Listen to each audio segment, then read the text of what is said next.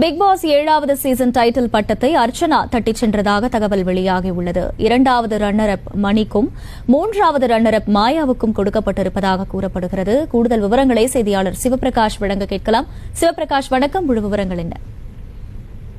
வணக்கம் அகிலா. கடந்த 100 நாட்களாக நடைபெற்று வந்த பிக் பாஸ் நிகழ்ச்சியின் 7வது சீசனின் வெற்றியாளர் தற்போது அந்த ஷூட்டிங் முடிவடைந்திருக்கக்கூடிய இந்த சூழ்நிலையில் தேர்வு செய்யப்பட்டிருக்கிறார்.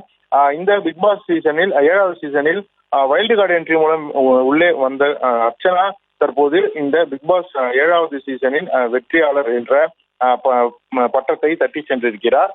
அவருக்கு அடுத்தபடியாக மணி 2வது இடத்திலும், அதே போல அதற்கு அடுத்தபடியாக 3வது இடத்தில் மாயாவும் தேர்ந்தெடுக்கப்பட்டிருக்கின்றனர்.